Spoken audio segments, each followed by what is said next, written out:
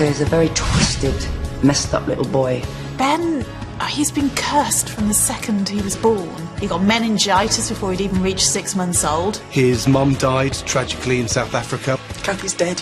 Which brought him back to England to live with his estranged father. He's got an uncle like Ian Beale. Actually, his half-brother. He's got an uncle called Ian Beale. No, still his half-brother, but we get the point. It's Ian Beale. Stella abusing him at like 12. Only for her to kill herself. And then Ben was left kind of trapped with a drunken and drug-addicted Phil. Shy little boy, easily bullied. I thought the Mitchells were meant to be up. Loved dance and Billy Elliot. Oh, well, hang on, what's wrong with that? Oh, yeah, of course. It's quite clear how Ben has arrived to be this very confused and complex young man today. Well, fair enough, really. If you are a semi-orphaned, abused half-brother of Ian Beale forced to live in Walford with Phil Mitchell as your father... Phil! Yep. That's going to do some long-lasting damage. We've seen Phil urge him to stand up for himself for many years. He says something to you again, you slap him down, yeah? Straight in, no mucking around, no messing around. And when Ben finally did, he attacked Jordan. No, not that Jordan. Yes, that's the one. Wimp, you think telling on me is going to make anything change? Running to your dad like a big baby. You're going to get it twice as bad now.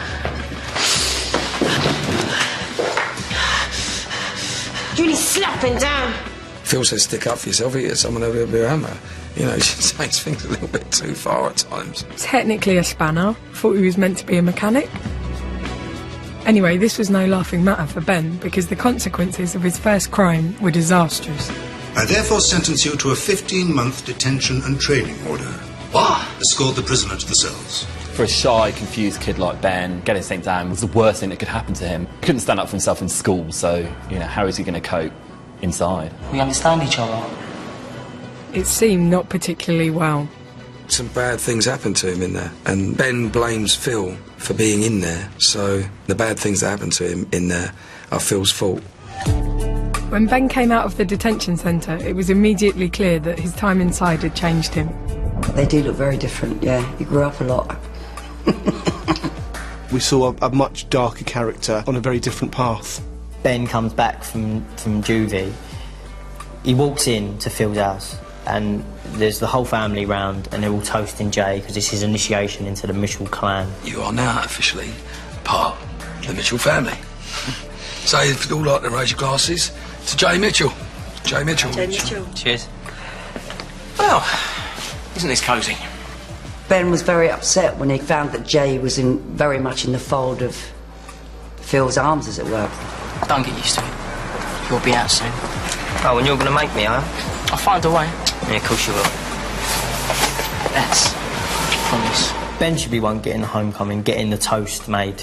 Ben should be to Ben, not to Jay. And I think that sets the tone. I want him to be proud of me. I want to show him I'm as good as Jay. Jay's the son that Phil always wanted. Come on, my son. And again. Come on.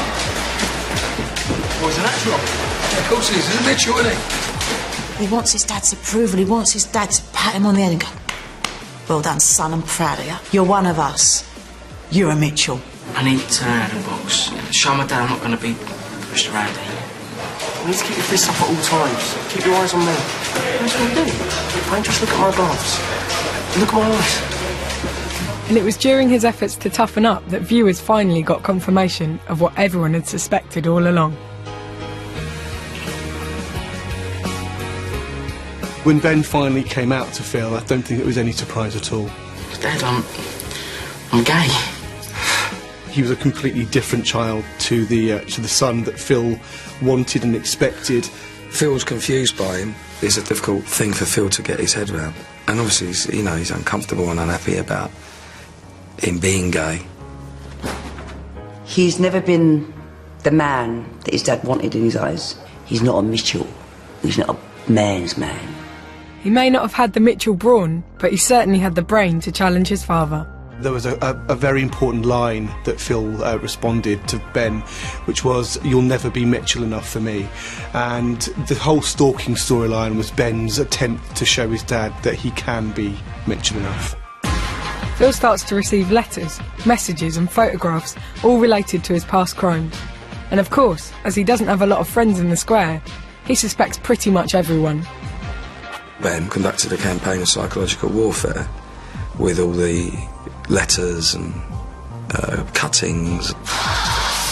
So he's worried and stressed Phil out as much as he possibly could. How far will you go to make his life a misery? It's been a long time coming, Shell. Depending on which side of the bed he gets out in the morning, he either wants his dad to suffer or he wants his dad to throw his arms around him for approval. After a seemingly harmless public humiliation... Let a proper driver have a go, come on. Ben had finally had enough, and as a result, he lied to Marsden about Phil murdering Stella. He was gonna kill Stella. Make amends for what she did to me. He just takes things further than a normal person would take them. He told her to jump. Otherwise, he'd push her. It wasn't long before Phil found out the shocking truth. This should clear things up. Well, it was you! You! Yeah, and I loved every minute of it. Phil was instantly arrested for murder and looked like he was going to go down for quite a long time. Philip Mitchell, I'm arresting you on suspicion of the murder of Stella Crawford. After years of trying to prove himself to his dad, it seemed Ben had finally turned to the dark side. So, what do you reckon then, Dad? You proud of me? Am I enough of a Mitchell for you now?